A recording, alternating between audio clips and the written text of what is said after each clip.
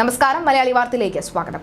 Pookode veterinary സർവകലാശാല വിദ്യാർത്ഥി സിദ്ധാർത്ഥൻ മരിച്ച സംഭവത്തിൽ കോളേജ് പുറത്താക്കിയ 33 വിദ്യാർത്ഥികളെ വൈസ് ചാൻസലർ തിരിച്ചെടുത്തതിനെതിരെ സിദ്ധാർത്ഥന്റെ അച്ഛൻ ജയപ്രകാശ് സസ്പെൻഡ് ചെയ്ത വിദ്യാർത്ഥികളെ തിരിച്ചെടുത്തത് വിസിയുടെ ഇഷ്ടപ്രകാരമാണെന്നും അദ്ദേഹത്തിനെതിരെ ഗവർണർക്ക് പരാതി നൽകുമെന്നും അദ്ദേഹം മാധ്യമങ്ങളോട് അറിയിച്ചിരുന്നു.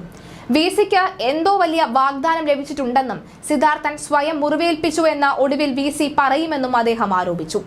SFI ട്രെയിനിങ് കിട്ടിയ ഭീകര സംഘടനയാണ് എന്ന് മറ്റു വിദ്യാർത്ഥികൾക്ക് മുന്നറിയിപ്പ് നൽകാനാണ് അവരെ റാഗിംഗ് സ്ഥലത്ത് കൊണ്ടുപോയത് എന്നും അദ്ദേഹം പറഞ്ഞു.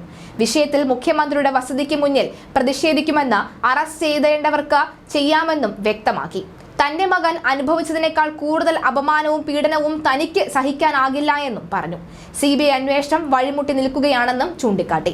പൂക്കോട് വെറ്ററിനറി സർവകലാശാല വിദ്യാർത്ഥി സിദ്ധാർത്ഥനെ മരിച്ച കേസിൽ കോളേജ് പുറത്താക്കിയ 33 വിദ്യാർത്ഥികളെയാണ് വൈസ് ചാൻസലർ തിരിച്ചെടുത്തത്. ക്രൂരമർദ്ദനത്തിലും ആൾക്കൂട്ട വിചാരണയിലും കോളേജ് അധികൃതർ വിദ്യാർത്ഥികൾക്ക് എതിരെയെടുത്ത നടപടിയാണ് VC ഡോക്ടർ PC ശശീന്ദ്രൻ റദ്ദാക്കിയത്.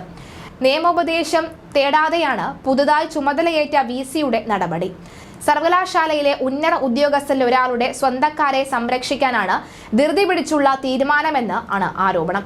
സർവകലാശാലയുടെ ലോ ഓഫീസറിൽ നിന്ന് നിയമോപദേശം തേടിയ ശേഷമേ ആന്റി റാഗിംഗ് കമ്മിറ്റിയുടെ നടപടി VCക്ക് റദ്ദാക്കാൻ കഴിയൂ.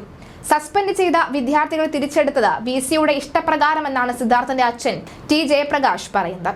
VCക്കെതിരെ ഗവർണർക്ക് പരാതി നൽകും. VCക്ക് എന്തോ വലിയ വാഗ്ദാനം ലഭിച്ചിട്ടുണ്ട്. ഒടുവിൽ സിദ്ധാർത്ഥൻ സ്വയം മുറിവേൽപ്പിച്ചു എന്ന് VC പറയുമെന്നും ജയപ്രകാശ് ആരോപിച്ചു. CBI അന്വേഷണം വഴിമുട്ടി നിൽക്കുന്നതിനെതിരെ മുഖ്യമന്ത്രിയുടെ വസതിക്ക് മുന്നിൽ പ്രതിഷേധം ഏത് ദിവസവും ഉണ്ടാകാമെന്നും അദ്ദേഹം വ്യക്തമാക്കി.